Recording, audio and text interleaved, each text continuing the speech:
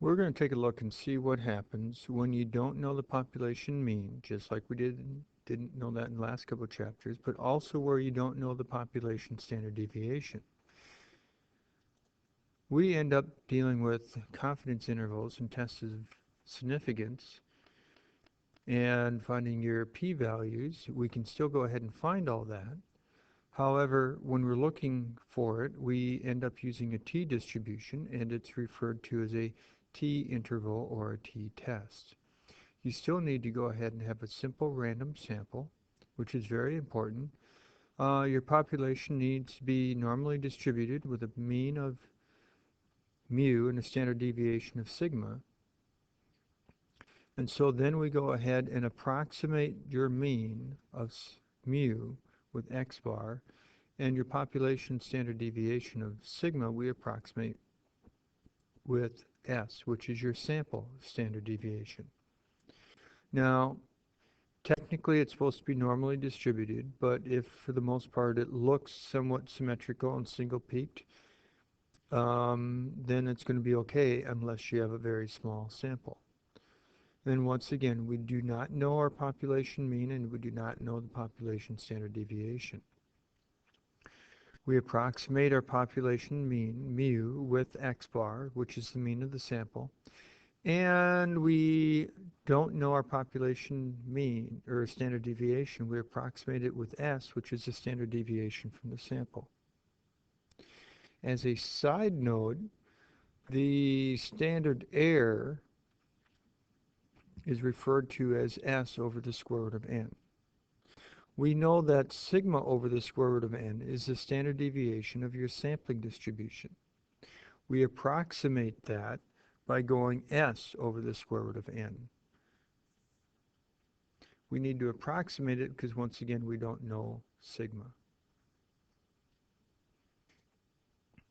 So let's take a look at this problem. We have 10 testers. They're trying to look at the sweetness loss, because when a cola is stored, they expect some of the sweetness to be lost. So we're going to, and by the way, if it's a positive number, we're assuming it lost 2 sweetness points here. If it's a negative number, that tester actually thought it gained sweetness, and so it is recorded as a negative here. So once again, your null hypothesis is that there would be no difference before storage and after storage, so you would say there should be no sweetness lost. You are anticipating that there should be sweetness lost, so your null hypothesis is that mu is greater than 0. And some of what we're going to do here will look similar to what we did for our z stuff in the prior chapters. Now, we don't know the population mean and we don't know the population standard deviation. The population of all cola drinkers is too large, and it happens to be a new recipe, therefore we don't have that information. Now, when sigma is unknown, once again, we approximate sigma with s. But how accurate s is depends upon your sample size. If s, or if your sample size is pretty large, then s is a good estimator of your sigma. However, when your sample size is smaller, then s is not nearly as good of estimate of sigma. Now, how do we find s? It's our standard deviation formula that we looked at in chapter 2. And here we're looking at our standard deviation from samples, so that's why it's an s versus for our whole population. Our standard error is referred to as your s, the standard deviation from your sample over the square root of n. We also have the degrees of freedom. Your degrees of freedom is always one smaller than your sample size. Now, if we're looking for our standard error of the mean, which is SEM, and that's what we're looking at here, your standard error of the mean is equal to the s over the square root of n. Most of the time you're given your mean plus or minus your margin of error, and that's what we're referring to as your standard error the mean, we're going to go ahead now and work backwards to try to find S. 8.9 is our standard error the mean. Our sample size here is 25.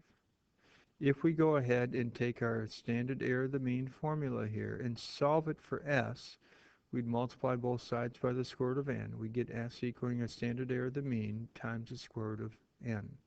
So we're going to go S equals our standard error the mean, which is 8.9, times the square root of our sample size, which is 25, and we end up getting our S to be a 44.5. Now, when we know sigma, but we don't know our mu, that's a z statistic and a z distribution, and that's what we were doing with table A in the back of the book.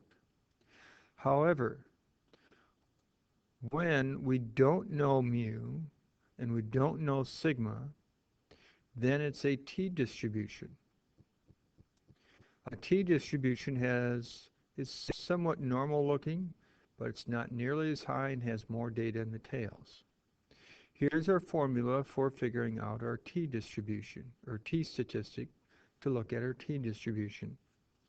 Now you might think this formula looks similar to our z, which it does. The only difference is we're replacing sigma here with s.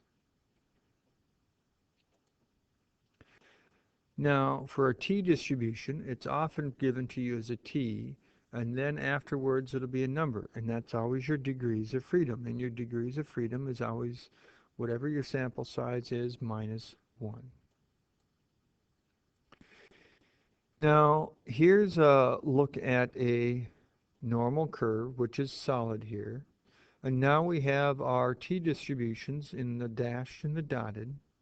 Notice each one of these dashed and dotted are shorter, and they shorter in the middle and higher in the tails, which means they have more data in the tails. And so a t distribution is always shorter in the center compared to a normal and higher in the tails because there's more data there. We still want to go ahead and standardize our data. In the past, we would go ahead and find our z-score, and that would tell us the number of standard deviations you are above or below your mean. But since we don't know sigma and we're using S, it ends up being our t-score or our t statistic. And then we'd want to use our degrees of freedom to help us out, because we're going to use table C in the back of your book.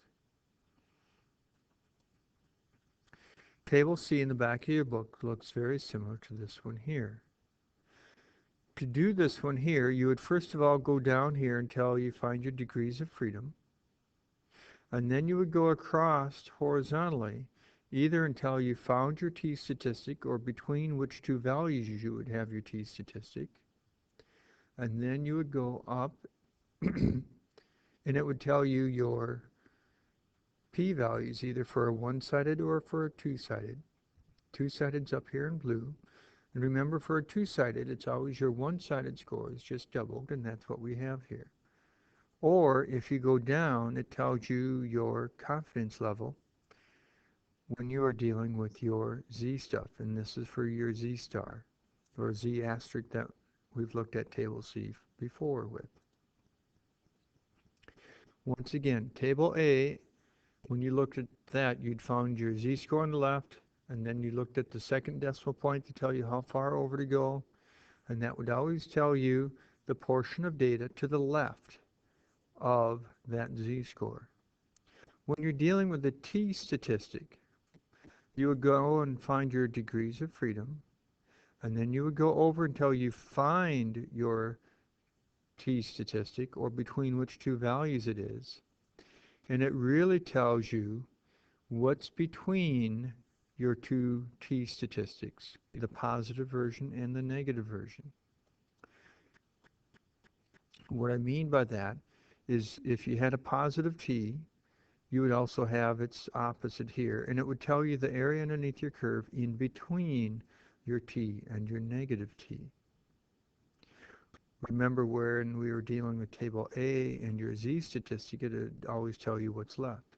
But for your t distribution, it always tells you what's between t and negative t. Our margin of error, just like it was when we were dealing with our z stuff, was z times sigma over the square root of n. Very similarly, for our margin of error when we're dealing with t, it's our t statistic times s, which is approximating our sigma over the square root of n. And that's for what we're going to be looking at for our confidence intervals. So here we have some red wine,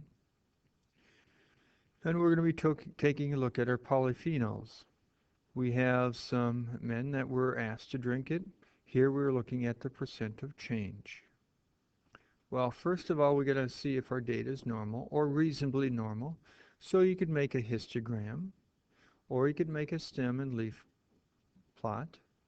Now your histogram looks reasonably normal. Is it perfect? No, but you just want it to be reasonable. When you look here, you have some data in the center. You have an outlier, well, I don't know if an outlier, but a point significantly lower and 2 points significantly higher. Is it perfectly normal? By no means. Is it reasonable for what we're looking for? Yes. So if we wanted to do a 95% confidence interval, we could go ahead and do that. We'd want to go ahead and find our average, our standard deviation, and our degrees of freedom. Now to do that, you could go ahead and put your data values from the previous slide here, put these values here into list 1, and then you'd want to calculate and do your one variable stats. That tells you then your mean and your standard deviation. Degrees of freedom is always the number of data points, which in this case we had 9 minus 1, so 9 minus 1 is 8. So in table C in the back of your book, you go to row 8 and you go across till you found your 95, because we're looking for a 95% confidence interval. Then you go up from your 95 across to row 8 and you find your t statistic that you're going to use for figuring out your margin of error, which in this case is 2.306. So we're going to do our margin of error, which is our t, which is a 2.306, times our standard deviation, which was a 2.517, divided by the square root of n. N was our sample size, not degrees of freedom, our sample size. And so then we get our margin of error being approximately 1.93. So our confidence interval is going to be going from our mean, which is 5.5, plus or minus our margin of error. Well, if you go ahead and take your 5.5 and add your 1.93, you get about 7.4. If you take 5.5 and subtract your 1.93, you get about 3.6. So we would say we are 95% confident that the average increase in the polyphenols in healthy men who drank a half a bottle of red wine each day was between 3.6 and 7.4. The confidence interval is nice because it tells us how large of increase we should expect.